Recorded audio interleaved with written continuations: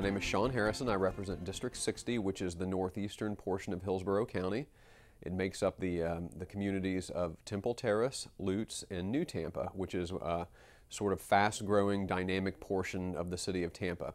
And my constituents there are I would call it a moderate district, evenly split between Republicans and Democrats. In fact, there's a sizable advantage for the Democrats in the district than there are for Republicans. But my background is in local government, and I spent 8 years on the Tampa City Council, and that was a nonpartisan seat. And so I think the folks back home know me as someone that's really able to reach across the aisle and bridge that divide and come down on different sides of issues when it's something that really is important to my constituents.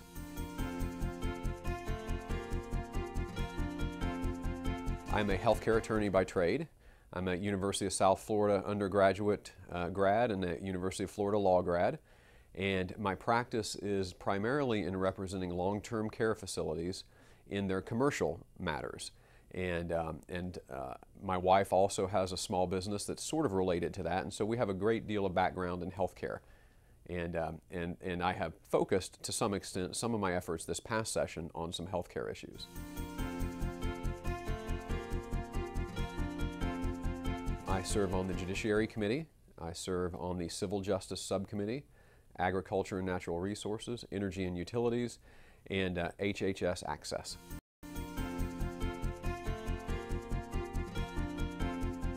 Well, I guess the good news is this year it's only a $2 billion shortfall instead of $4 billion. We wish we had a surplus. It would be nice to get back to those sort of economic times.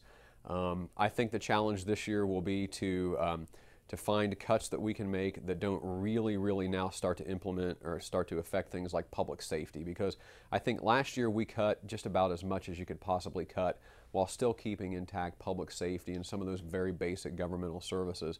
And this year I think we'll have a challenge in being able to do that. And so I don't serve on any of the appropriations committees.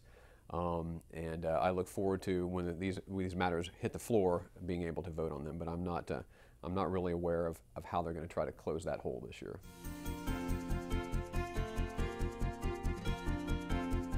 I don't want to be overly pessimistic, but I don't think the numbers are going to change that much. So my hope would be that we will wrap up the session within 60 days. If something radically changes sometime this summer and a special session would be required, we can do that then. But I think to delay voting on the budget until later on in the spring, because we're hopeful, is probably not the best course of action.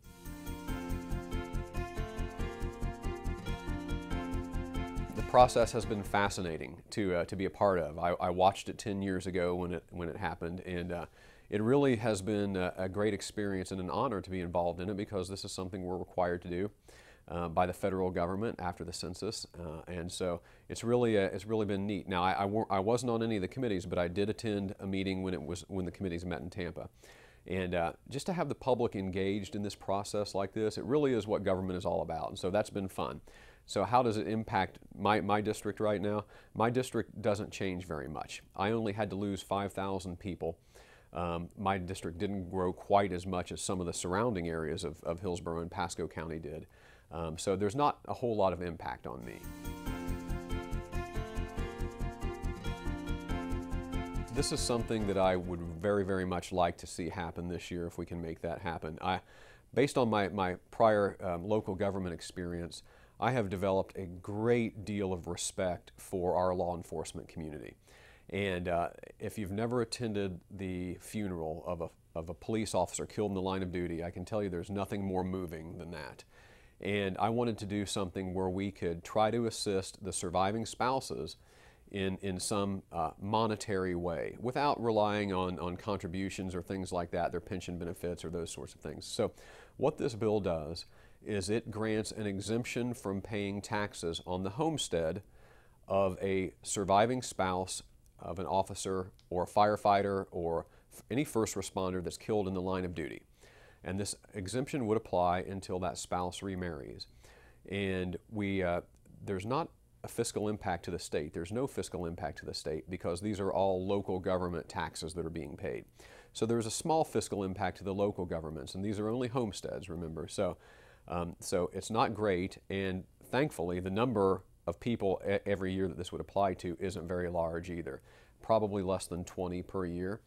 But it's really just the right thing to do. And you know, put yourself in the position of a young mother, maybe in her early 30s, and her husband and the father of her children was just killed in the line of duty, and her world's been turned upside down. And how can we help from the government perspective, other than, you know, like I said, with pension benefits and things like that? And this will help some. I mean, this could save $3,000 or $4,000 or $5,000 a year in taxes that they would otherwise pay.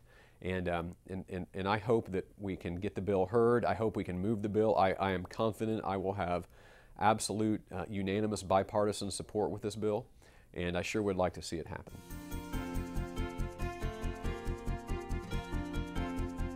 One of the also great joys I had coming from my local government experience was being involved with the Tampa's Lowry Park Zoo. We have a great little family-oriented zoo in Tampa, and I was asked by Lowry Park if I would help with a bill that would assist all zoos across the state. And what the bill does is it will allow zoos to contract with water management districts to lease land from those water management districts so that they can help store some of their zoo animals on that land in a more natural setting. And we're not talking about lions and tigers or things that could get loose, and not scary animals, gazelles and zebras and things like that, right? So this would allow the zoos to contract with our water management districts and let those animals have more of a natural grazing area and reproduce and help, you know, help with conservation efforts across the world, really. And so this is also it's a fun bill.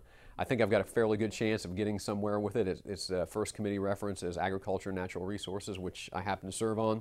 So I'm happy about the first committee stop, and hopefully that'll happen as well.